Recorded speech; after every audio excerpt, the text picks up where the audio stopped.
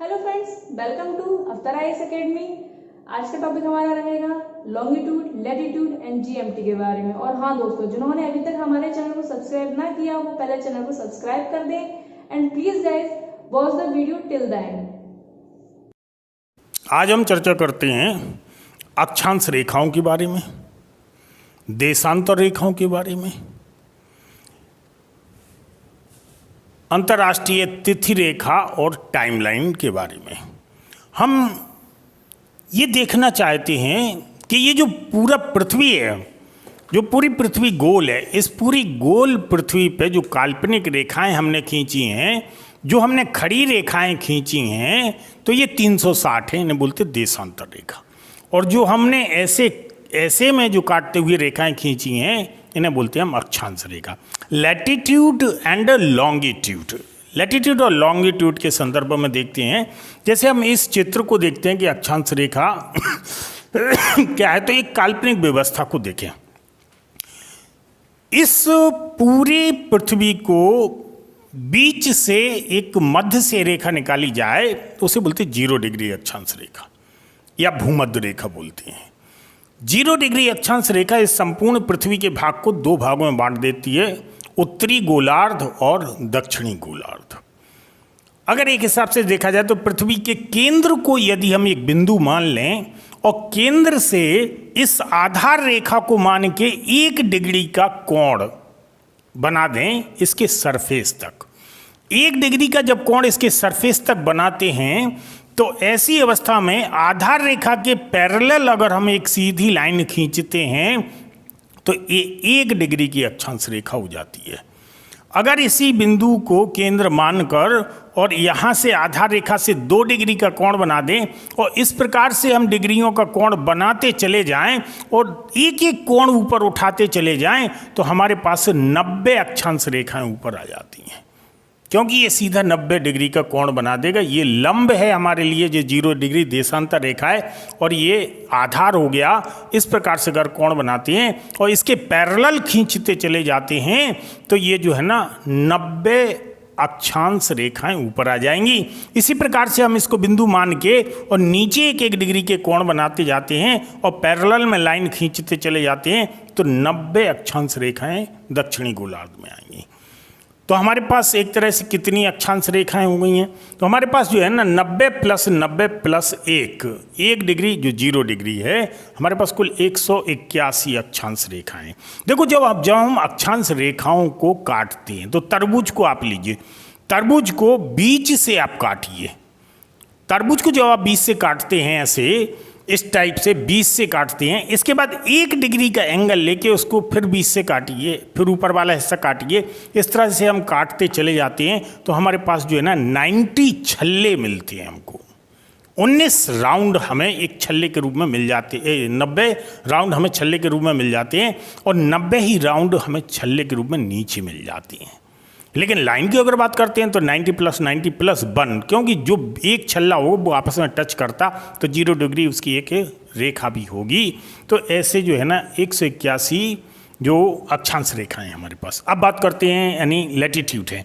अब बात करते हैं इस संदर्भ में एक अक्षांश रेखा से दूसरे अक्षांश रेखा के बीच की दूरी 111 किलोमीटर की होती है, और ये समान होती है दूरी तब जब दोनों अक्षांश रेखाओं के बीच का कोण 1 डिग्री का हो, तो इसके बीच की दूरी 111 किलोमीटर होती है। इस हिसाब से हम दुनिया के किसी भी स्थान का जो है ना डिस्टेंस निकाल सकते हैं। क्यों निकाल सकते हैं? हम ये देख लेंगे कि वो कितने अक्षांश रेखा पे है, और अगर उसी देशांतर रेखा पे दूसरा शहर है तो वो कितने अक्षांश रेखा पे है। जितना उनका अक्षांशों का डिफरेंस होता है उसमें अगर हम 111 का गुणा कर देते हैं तो हमें उसकी डिस्टेंस निकल आती है। जैसे हम एक एग्जाम्पल देते हैं, मान लो कोई एक देशांतर रेखा है, ये एक देशांतर रेखा ये है 75। इसी 75 देशांतर रेखा पर एक शहर ये है और इसी 75 देशांतर रेखा पर एक शहर ये है, और इनकी अक्षांश रेखाओं की जो संख्या है ये है 15। अगर ये 10 मान लेता हूँ मैं इसको, ये है 10। अब मेरे को ये निकालना कि इस शहर से इस शहर के बीच की दूरी क्या होगी। क्यों? क्योंकि एक ही देशांतर पे हैं। इस शहर से इस शहर के बीच की दूरी क्या होगी, तो 111 गुणे 10, मतलब कितना हो जाएगा, यानी 1110 किलोमीटर इनके बीच की दूरी होगी, बशर्ते वो एक ही देशांतर रेखा पर होना चाहिए। अगर अलग अलग देशांतर रेखाओं पर होगा तो उसका एक एंगल अलग हो जाता है, तो हमें फिर उसके लिए पाइथागोरस प्रमेय का प्रयोग करना पड़ता है, और पाइथागोरस की प्रमेय लगा के हम उससे जो है ना आसानी से निकाल सकते हैं। ठीक है ना, अभी इस संदर्भ में बात की थी। अब इसके बाद हम बात करते हैं, मतलब अक्षांश रेखाओं से हम क्या ज्ञात करते हैं, अक्षांश रेखाओं से हम डिस्टेंस से ज्ञात करते हैं। अब बात आती है देशांतर रेखाओं की, यानी लॉन्गिट्यूड की। लॉन्गिट्यूड में क्या होता है, लॉन्गिट्यूड में खड़ी रेखाएं होती हैं। खड़ी रेखाओं के संदर्भ में देखते हैं तो ये जो पृथ्वी है इस पर खड़ी अगर हम रेखाएं ऐसे खींचते हैं और एक एक डिग्री के उनके बीच के कोण हों तो हमें 360 फिंच मिलेंगे। ऐसा जो फिंच आता है, मतलब ऐसा आकार, ऐसा जैसे अपन मान लो तरबूज को काटते हैं तो अपन तरबूज को ऐसे काट के और ये हिस्सा निकाल लेते हैं, फिर उसको अपन खाते हैं। ऐसे एक एक डिग्री के अगर ऐसे तरबूज एंगल काटे जाएं तो हमारे पास 360 पीस मिल जाते हैं, जो फिंच नुमा होते हैं 360 पीस मिल जाते हैं। यानी इस टाइप से जो रेखाएं खींची गई काल्पनिक पूरी पृथ्वी पे वो 360 डिग्री की बनेंगी। क्यों? क्योंकि ये गोल है। अब सवाल ये उठता है कि जो लॉन्गिट्यूड्स हैं, देखो लॉन्गिट्यूड्स में क्या होता है कि ये सारी रेखाएं एक ही बिंदु पे नॉर्थ पोल पे और एक ही बिंदु पे साउथ पोल पे मिल जाती हैं। दो देशांतर रेखाओं के बीच की दूरी 111.32 किलोमीटर अधिकतम इक्वेटर पर होती है, यानी भूमध्य रेखा पर होती है।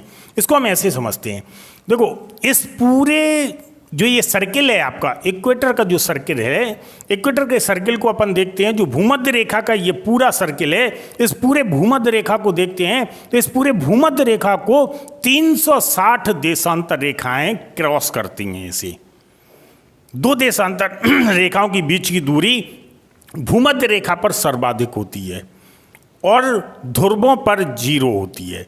क्वेश्चन यहीं से फॉर्मेट होता है।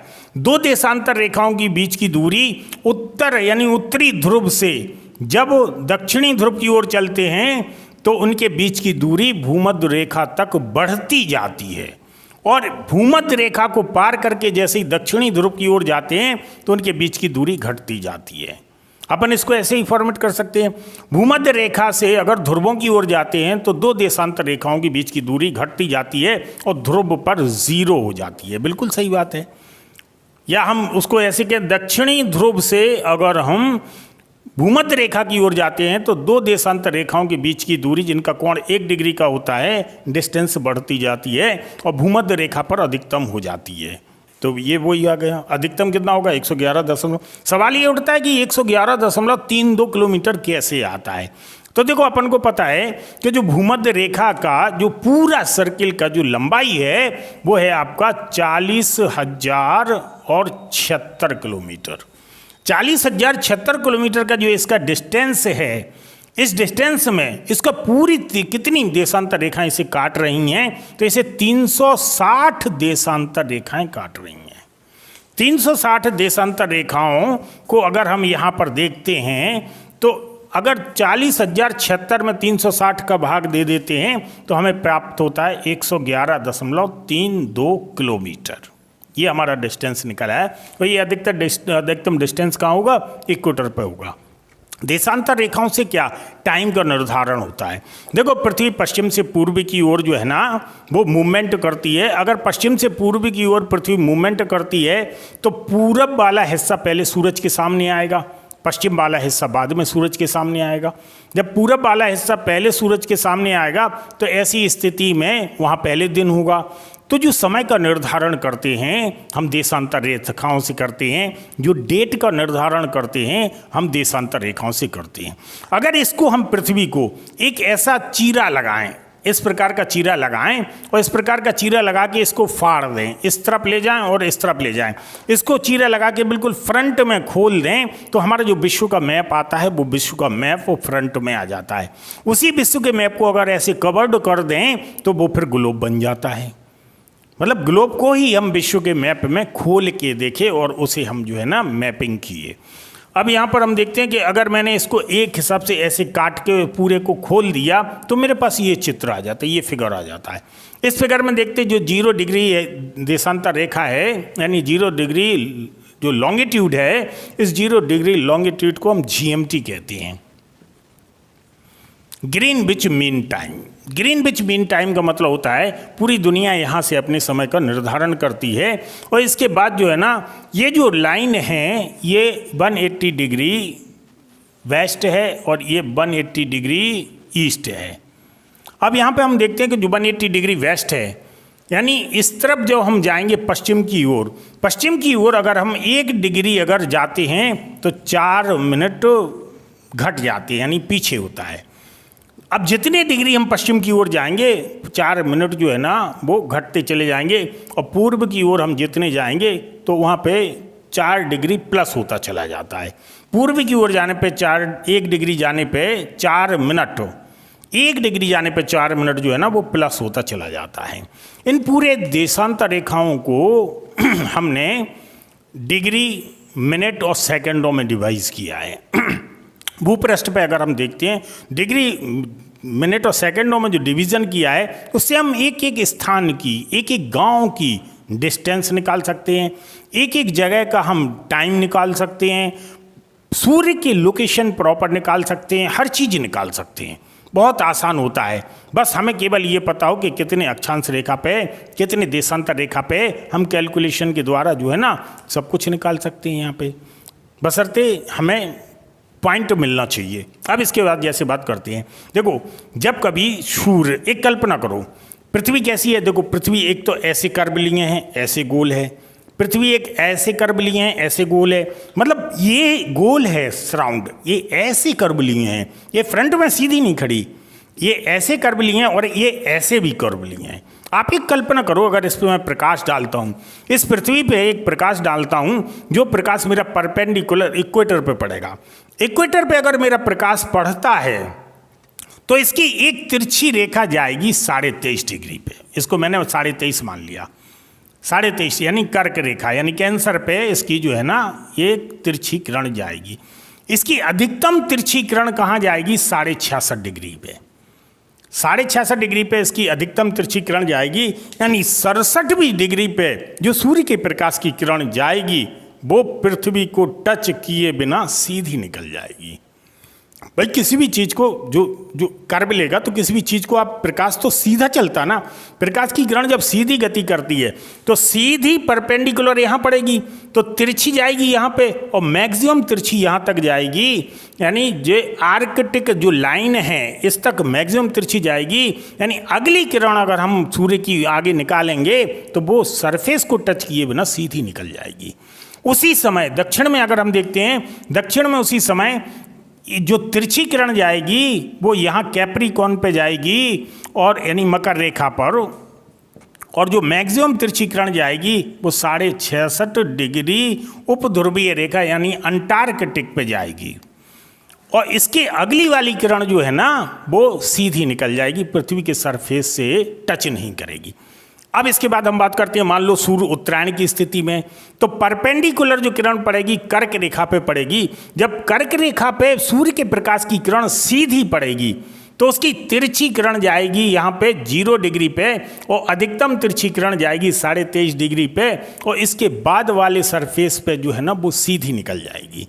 और ऐसे ही जो है ना हम इसके संबंध में देखते हैं कि इसके परपेंडिकुलर यहाँ पे है तो तिरछी किरण जाएगी 66.5 पर, और मैक्सिमम तिरछी जाएगी यहाँ उत्तरी ध्रुवों के नज़दीक, और उसके अगली वाली किरण सीधी निकल जाएगी। इसलिए हम कहते हैं कि उत्तरी पोल पे जो है, नॉर्दर्न पोल पे 6 महीने दिन होता है और 6 महीने उस समय यहाँ रात होती है, और इस जब यहाँ 6 महीने दिन होता है तो यहाँ रात होती है। दिन और रात से मतलब ये नहीं होता है कि सूर्य के प्रकाश की किरण वहाँ पड़ती है, बल्कि दिन और रात से मतलब ये होता है कि वहाँ पे उजाला होता है, उजाला होता है, और जहाँ रात होती है वहाँ अंधेरा अधिक होता है, और जहाँ दिन होता है वहाँ उजाला अधिक होता है। इसका मतलब ये होता है।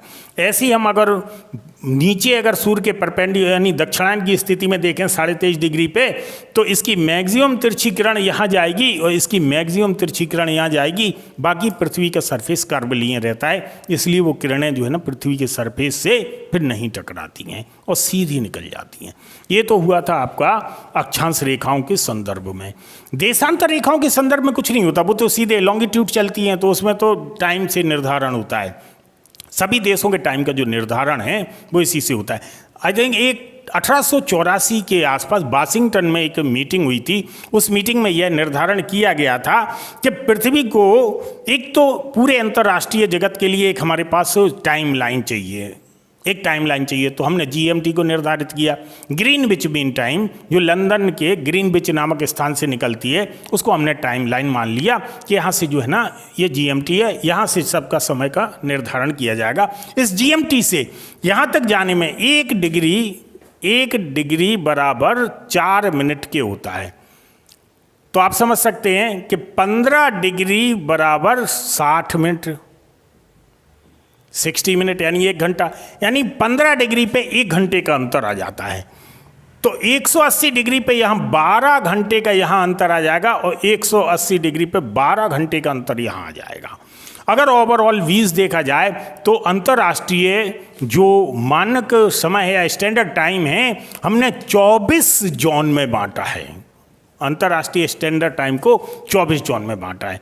मैं बात नहीं कर रहा हूँ उसकी जो लोकल टाइम जोन है आपका, इंडियन स्टैंडर्ड टाइम्स या वो देशों का जो अपना लोकल टाइम जोन होता है, मैं उसकी बात नहीं कर रहा हूँ। मैं बात कर रहा हूँ अंतर्राष्ट्रीय टाइम जोन की। 24 टाइम जोनों में हमने इसे बांटा है। अब आप कैलकुलेट करके देख लीजिए, 360/24, तो इस हिसाब से आपका निकल आएगा, यानी 15 डिग्री 1 घंटे का अंतर हुआ। 15 डिग्री 1 घंटे का अंतर हुआ तो 15×150 डिग्री यानी 10 घंटा, 15×150 डिग्री यानी 20 घंटा, और 15 चौको 60 यानी कितना हो गया 150, 300 और 60 यानी 360 डिग्री। 360 डिग्री को हमने प्रॉपर डिवीजन दे दिया। तो सबसे ज़्यादा टाइम जोन किसको मिलेगा? देखो, सबसे ज़्यादा टाइम जोन जो है ना रसिया को मिलता है। रूस को सबसे ज़्यादा टाइम जोन मिलता है क्योंकि रूस का फैलाव बहुत ज़्यादा है। 11 टाइम जोन उसके अंदर से निकल जाती हैं। यानी रूस इतना बड़ा है कि उसी रूस में दिन होता है और उसी रूस में रात भी होती है। उसी दिन उसी रूस में रात भी होती है। पूरब का जो हिस्सा होता है उसमें दिन होता है, पश्चिम का हिस्सा जो होता है उसमें रात होती है। फिर इसके बाद जब वो आगे आता है तो फिर उसमें दिन होता है और वो अगले दिन में निकल जाता है। इस प्रकार से पश्चिम से पूरब की ओर जो है ना पृथ्वी चलती रहती है। देखो, अगर हम 1 डिग्री ईस्ट की ओर चलते हैं, ईस्ट की ओर 1 डिग्री चलते हैं तो हमें 4 मिनट प्लस होते हैं। वेस्ट की ओर अगर यहीं से हम वेस्ट की ओर चलें तो 4 मिनट माइनस कर लेते हैं। यहाँ पे भी अगर हम वेस्ट की ओर चलते हैं तो माइनस कर लेते हैं 4 मिनट 1 डिग्री चलने पे, और ईस्ट की ओर चलते हैं तो प्लस कर लेते हैं 4 मिनट। यहाँ पर जो दिन होता है और यहाँ पर जो दिन होता है उसमें अंतर होता है। यहाँ पर दिन एक आगे होता है, यहाँ पर दिन एक पीछे होता है। ईस्ट में 25 तारीख है तो वेस्ट में जो है ना 1 दिन पीछे होगा। ईस्ट में सोमवार है तो वेस्ट में 1 दिन पीछे होगा। और ये जो डेट लाइन है, ये डेट लाइन अगर 180 डिग्री यानी 12 घंटे का ये अंतर आ रहा है, 12 घंटे का ये अंतर आ रहा है, इसको बोलते हैं तिथि रेखा, डेट लाइन। इस रेखा को पार करने पे जब हम पृथ्वी के इस हिस्से में आ जाते हैं, या इस रेखा को पार करने पे इस हिस्से में आ जाते हैं, जलयानों के लिए प्रोविज़न लाया गया था। जो जलयान चलते थे वो किसी देश में जाते थे, जब 180 डिग्री जो लॉन्गिट्यूड को पार करते थे तो उनके उसमें 1 दिन या तो जोड़ दिया जाता था या 1 दिन घटा दिया जाता था। वेस्ट में प्रवेश करते थे, यानी अगर वो पश्चिम में प्रवेश करते थे तो पश्चिम में ईस्ट में उनके लिए 1 दिन जोड़ दिया जाता, घटा दिया जाता था, और वेस्ट में उनके लिए 1 दिन जोड़ दिया जाता था। इस प्रकार से हम इसका जो है ना डिवीज़न करते हैं। इसी से जो है ना हम अपना इंडियन स्टैंडर्ड टाइम भी निर्धारित करते हैं। देखो, भारत के संदर्भ में देखा जाए तो भारत 68 डिग्री देशांतर रेखा से, मतलब मैं मिनट नहीं ले रहा हूँ, 97 डिग्री देशांतर रेखा तक पहुँचता है। तो इसका डिफरेंट यानी 29 डिग्री का हमारा विस्तार है। 29 डिग्री को हमने क्या किया, 29 डिग्री को हमने आधा कर दिया, तो इसका जो है ना कितना हो जाता है, इसमें एक प्लस कर दिया 30 डिग्री, मान लिया 30 का आधा यानी 15 डिग्री को अगर हम इसमें घटा देते हैं, इसमें जोड़ देते हैं, तो फिर हमारे पास 83 डिग्री बचता है। देखो इसको ऐसे कैलकुलेशन करेंगे। एक्चुअल इसकी पोजीशन क्या है, जब मैंने भारत का विस्तार आपको बताया था तब मैंने आपको समझाया था, ये है 68 डिग्री, ये आपका 97 डिग्री, ठीक बीच से अगर लाइन निकालते हैं तो ये 82.5 डिग्री आ जाता है हमारा। 82.5 डिग्री जो ठीक मध्य से भारत को काटती है, इसे बोलते हैं हम इंडियन स्टैंडर्ड टाइम। यानी भारत की जो मानक समय रेखा है वो ये 82.5 डिग्री है, और ये 82.5 डिग्री जो है ना 5.5 घंटे GMT से प्लस है। इसलिए हम जब भारत के टाइम का निर्धारण करते हैं अपनी घड़ियों में, मोबाइलों में, तो हमें GMT का 5.5 घंटे प्लस करना पड़ता है। इन परिस्थितियों को आप समझ सकते हैं। इंडियन स्टैंडर्ड, किसी भी देश के स्टैंडर्ड टाइम को इसलिए ज़रूरत पड़ती है क्योंकि ये जो अंतर आ रहा है हमारा 29 डिग्री का, यानी 29 डिग्री का मतलब होता है कि 2 घंटे का अंतर आ रहा है। यानी अरुणाचल प्रदेश में 2 घंटा पहले सूरज उगे आएगा और 2 घंटा बाद सूरज उगेगा कहाँ पे, गुजरात में। तो 2 घंटे का अंतर आएगा। प्रशासनिक टाइम और प्रशासनिक ऑफिसों के जो खुलने का समय है सेंट्रल गवर्नमेंट का या अन्य का, या जो विद्युत वितरण का होता है व्यवस्था, उस विद्युत वितरण के व्यवस्था और एडमिनिस्ट्रेशन का जो टाइम होता है उसमें थोड़ा सा प्रॉब्लम क्रिएट करता था। 10 पहले बज जाएंगे अरुणाचल प्रदेश में, जब तक गुजरात में 8 बजे होंगे। अरुणाचल प्रदेश में 10 बजे ऑफिस खुल जाएगा, गुजरात में 8 बजे होंगे। वहाँ पे अभी तो व्यक्ति जो ऑफिस जाना है वो घर पे ही रहेगा, तब तक 2 घंटे का एडमिनिस्ट्रेटिव प्रॉब्लम हो जाएगा। तो यहाँ पे हमने क्या किया कि इसको आधा कर दिया, भारत को ठीक बीच से देशांतर जो रेखा आई 82.5 डिग्री, उसको ठीक बीच से काट के और GMT से हमने अपना टाइम निर्धारण कर लिया। 1 घंटा इधर चला गया ईस्ट वेस्ट की ओर और 1 घंटा ईस्ट की ओर चला गया। इस हिसाब से जो है ना थोड़ा सा मैनेजमेंट हो गया। वर्तमान में केंद्रीय विद्युत जो मंत्रालय है उसने एक कमेटी का गठन किया है। उस कमेटी ने अभी रिपोर्ट दी है कि भारत में 2 टाइम जोन होना चाहिए अब। क्यों? क्योंकि 2 टाइम जोन होने से एक तो ह्यूमन की जो जियोग्राफिकल, जो मनोवैज्ञानिक और जो बायोलॉजिकल प्रोसेस है वो डेवलप होगा, और दूसरा विद्युत के वितरण में बचत होगी। इस प्रकार की उस कमेटी ने जो है ना रिकमेंड किया है। तो संभवतः आने वाले समय में हमारे पास जो है ना अब 2 टाइम जोन हो जाएं। जो दूसरा टाइम जोन है वो आपका 82.5 से और ईस्ट के वाले पोर्शन से यहाँ से टच करेगा, यानी जो आपका नॉर्थ ईस्ट का क्षेत्र है और 82.5 के मध्य के क्षेत्र को टच करेगा। तो हमारे पास 2 टाइम जोन हो जाएंगे, तो कुछ प्रशासनिक व्यवस्था में सुधार आ सकता है और कुछ विद्युत का बचत भी हो सकती है और मनुष्य को बायोलॉजिकल इफेक्ट में भी पॉजिटिव थिंक रहेगा। इस प्रकार का उस कमेटी ने जो है ना रिकमेंड किया है। तो अभी तक हमने चर्चा की है आपसे अक्षांश रेखाओं के संबंध में, देशांतर रेखाओं के संबंध में, और तिथि रेखा और टाइम जोन GMT के संदर्भ में, इंडियन स्टैंडर्ड टाइम के संबंध में। इससे हम अपने मैप पे, एटलस पे बैठे बैठे दुनिया के किसी भी शहर का, किसी भी देश का, किसी भी स्थिति का हम डिस्टेंस निकाल सकते हैं। हम ये निकाल सकते हैं कि उसमें इस समय टेम्परेचर कितना होगा, सूर्य का प्रकाश कितना तिरछा पड़ रहा होगा। उसमें हम ये निकाल सकते हैं कि इस समय आज की तिथि में वहाँ पे समय क्या रहा होगा और हमारे यहाँ समय क्या है। आज की तिथि में वहाँ का क्लाइमेट कैसा रहा होगा और हमारे यहाँ क्लाइमेट कैसा है। वहाँ का लोकल तापमान क्या होगा, उनकी भौगोलिक स्थिति क्या होगी। सब कुछ हम कुर्सी पे बैठ के निकाल सकते हैं, और अगर आप प्रॉपर कैलकुलेट करते हो तो बिल्कुल सटीक होगा, अगर स्थानीय कारक उसके लिए जिम्मेदार ना हो। अगले चरण में नए टॉपिक पे हम आपसे चर्चा करेंगे। इसको जो है ना एक बार ध्यान से 2-3 बार समझने की कोशिश कीजिए। अपना कागज उठाइए, पेन उठाइए और इस पे जो है ना आप मैप बनाने की कोशिश कीजिए, उसे डिफाइन करने की कोशिश कीजिए। आप एक बार अगर ढंग से डिफाइन करते हैं तो मुझे लगता है इस पे बहुत आसानी से कमांड पाया जा सकता है। Thanks for watching our video. अगर आपको हमारी वीडियो पसंद आई है, ज़्यादा से ज़्यादा लाइक करें, शेयर करें, और हाँ कोई डाउट है तो कमेंट बॉक्स में मेंशन करें।